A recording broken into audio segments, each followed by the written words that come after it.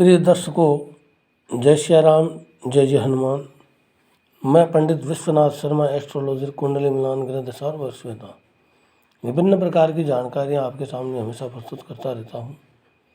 आज का हमारा विशेष विषय है चंद्र योग फल।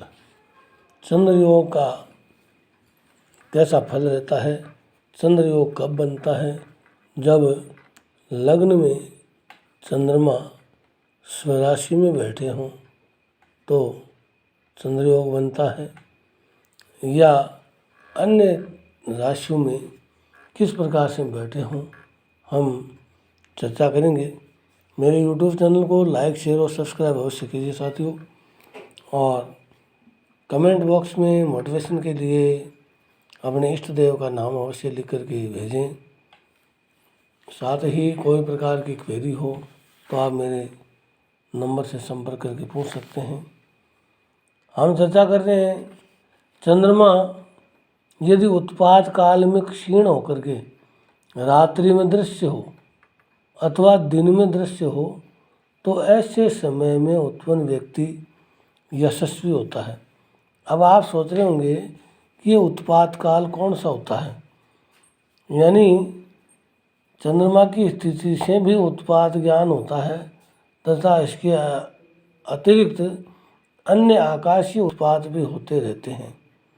इसलिए बताया गया है कि ऐसे काल में यदि रात्रि में दृश्य हो या दिन में दृश्य हो तो ऐसे दिन समय में उत्पन्न जातक बड़ा ही यशस्वी होता है।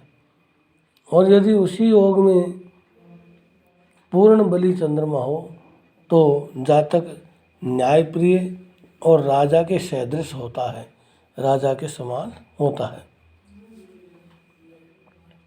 अगला है वाम वामे ग्रहा सर्वे सूर्यादिनाम मुनि प्रभा दरिद्र योगम जानियानायत्र कार्या विचारणा। यानी सूर्यादि सभी ग्रह यदि जन्म चक्र में वाम क्रम से स्थित हो, बाएं हाथ की ओर हो, तो दरिद्र योग समझना चाहिए। ये हमारे ज्योतिषीय ग्रंथों का और बड़े बड़े संत महात्मा मुनियों का, विद्वानों का कथन है, इसमें संदेह नहीं करना चाहिए। फिर बताया गया है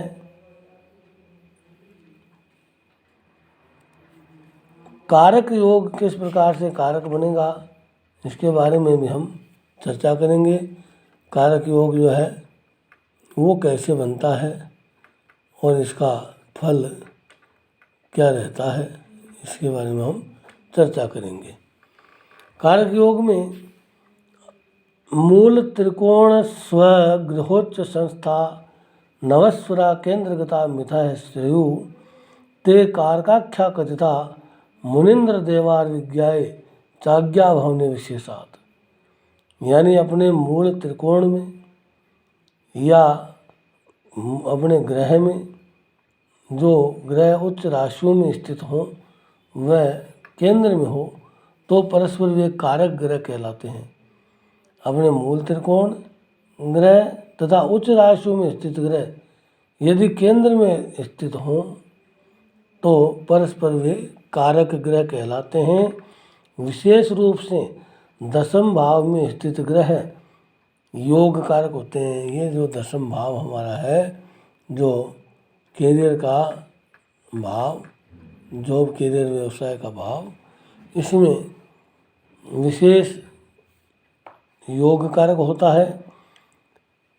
और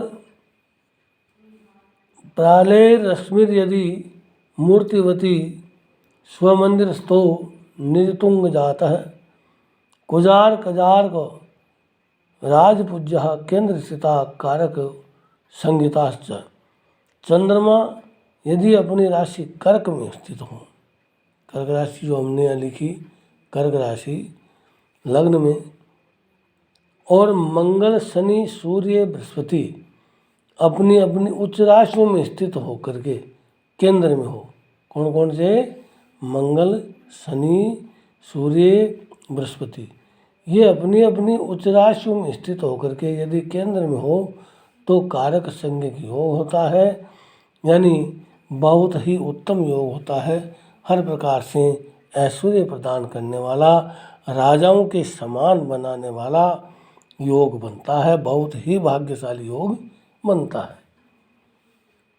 फिर कहा गया है शुभ ग्रह लग्न गते अम्बराम्बु स्थितो ग्रह कारक संग के साथ तुंग त्रिकोण सग्रहान स्यातास्ते अपिहमानित अपनो विशेषात, यानी समस्त शुभ ग्रह लग्न में हो तथा चतुर्थ एवं दसम भाव में कोई भी ग्रह स्थित हो तो वह योग भी कारक संज्ञक योग कहलाता है तथा अपने उच्च त्रिकोण ग्रह नवांश में स्थित ग्रह भी कारक संज्ञक होते हैं। ये योग विशेष रूप से दसमस्त सूर्य के लिए भी कहा गया है। तो इस प्रकार से कारक योग का बहुत ही अच्छा योग बनता है। और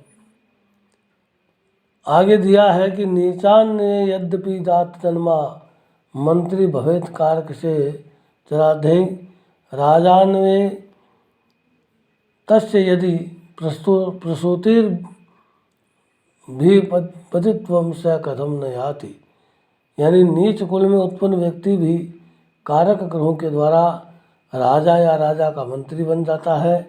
यदि राजा के कुल में